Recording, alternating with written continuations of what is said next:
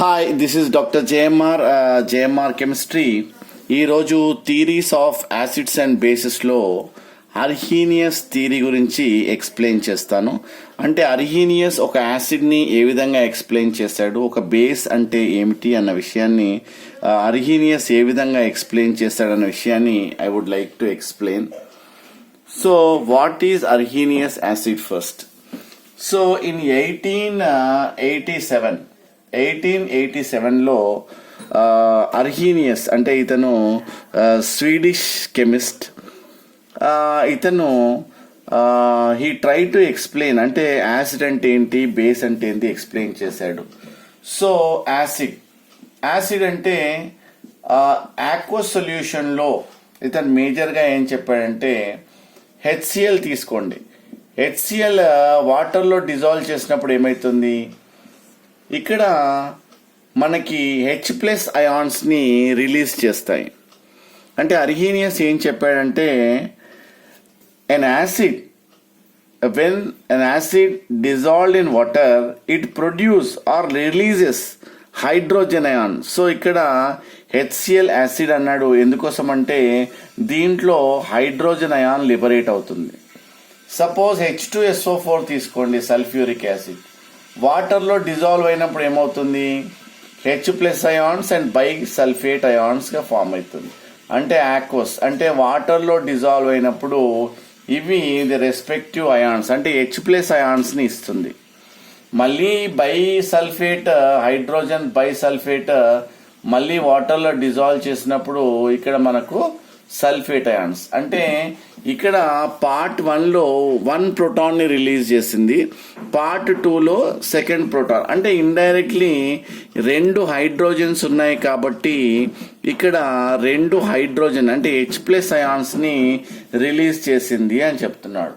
So ఇక్కడ HNO3 అంటే nitric acid, H++NO3-. So ఈ విధంగా మనకు వాటర్లో డిజాల్వ్ చేస్తే అంటే ఆక్వస్ సొల్యూషన్లో, ఆక్వస్ అంటే ఏంటి, వాటర్లో డిజాల్వ్ చేసినప్పుడు అవి ద రెస్పెక్టివ్ అయాన్స్గా విడిపోవడం జరుగుతుంది. అంటే మనము యాసిడ్ అని ఎప్పుడు అంటాము, యాసిడ్ అంటే అకార్డింగ్ టు అర్హీనియస్ ఏదైనా ఒక సబ్స్టెన్స్ వాటర్లో డిజాల్వ్ చేసినప్పుడు H+ అయాన్ ఇచ్చినట్టయితే వాటిని ఏమంటారు, యాసిడ్ అని అనడం జరుగుతుంది. మరి బేస్ అంటే ఏమిటి, బేస్ అంటే సోడియం హైడ్రాక్సైడ్ ఒకవేళ వాటర్లో డిజాల్వ్ చేసినప్పుడు మనకు OH- ఏమంటారు, హైడ్రాక్సైడ్ అయాన్ అంటారు. ఏమంటారు, హైడ్రాక్సైడ్ అయాన్ అంటారు. సపోజ్ కాల్షియం హైడ్రాక్సైడ్ అనేది బేస్. ఎందుకు, దాంట్లో OH- అయాన్స్ ఉంటాయి.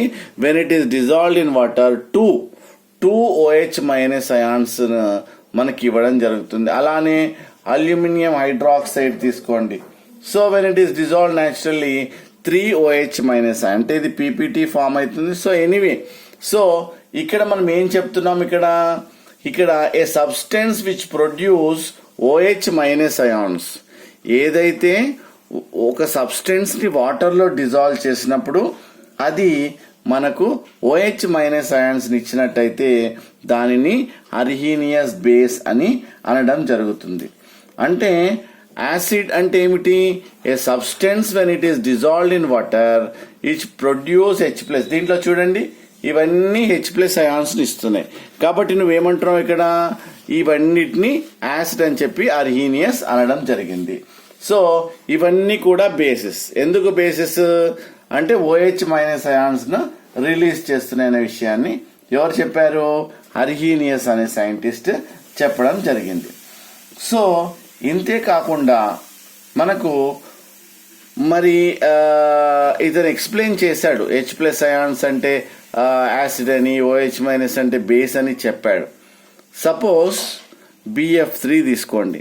దీంట్లో ఏమైంది, H+ అయాన్స్ లేవు, OH- అయాన్స్ లేవు.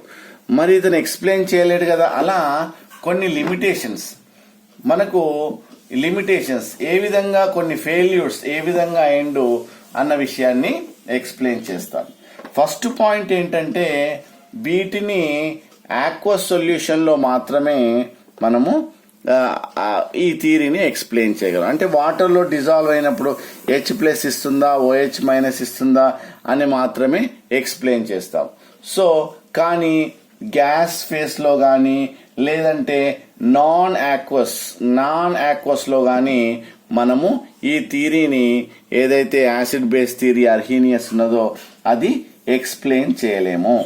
ఇంకొక విషయం ఏంటంటే యాసిడ్ బేస్ బిహేవియర్ అనుకోండి. సపోజ్ ఇక్కడ NH3 అమోనియా ఉంది, లేదంటే ఆల్కహాల్ ఉంది. ఇటువంటి వాటిని అది యాసిడా లేదంటే బేసా అన్న విషయము ఎక్స్ప్లెయిన్ చేయలేకపోతున్నాము based on this what you call acid base theory అనే విషయాన్ని చెప్పడం జరుగుతుంది. అలానే సపోజ్ CO2 ఉంది, సపోజ్ SO2 ఉంది, లేదంటే SO3 ఉంది. ఇవన్నిటినీ కూడా దీంట్లో హైడ్రోజన్స్ లేవు. మరి హైడ్రోజన్స్ లిబరేట్ చేయదు OH- అయాన్స్. కాబట్టి వీటిని ఈ యొక్క థియరీ ద్వారా మనము ఎక్స్ప్లెయిన్ చేయలేము. అలానే కాకుండా సపోజ్ కాల్షియం హైడ్రాక్సైడ్ అంటే బేసిక్ నేచర్ కానీ MgO ఆర్ CaO ఆర్ ఇటువంటి వాటి యొక్క నేచర్ అంటే ఇది బేసిక్ నేచర్ కలిగి ఉన్న కొన్ని సబ్స్టెన్సెస్ యొక్క నేచర్ని ఎక్స్ప్లెయిన్ చేయలేకపోతున్నాము అర్హీనియస్ థియరీ ద్వారా. అంతేకాకుండా సపోజ్ కొన్ని వీక్ యాసిడా స్ట్రాంగ్ యాసిడా అన్న విషయాన్ని అంటే వీక్ ఎలక్ట్రోలైటా స్ట్రాంగ్ ఎలక్ట్రోలైటా అన్న విషయం కూడా ఇతను దీని ద్వారా ఎక్స్ప్లెయిన్ చేయలేకపోతున్నాం. సో ఇంకా చూసినట్టయితే suppose calcium oxide plus carbon dioxide అంటే ఈ విధంగా న్యూట్రలైజేషన్ రియాక్షన్ అంటే Arrhenius theory could not explain neutralisation reaction what happen that do not involve in the formation of water. Without formation of water అవి ఏ విధంగా neutralise అవుతున్నాయి అన్న విషయాన్ని మనం ఏమన్నాడు, మనకు అర్హీనియస్ ఏమన్నాడు, ఒక acid react with base. So అలా మనకి ఏమిస్తున్నాయి, ఒక salt NaCl salt plus water అంటే ఫార్మేషన్ ఆఫ్ వాటర్.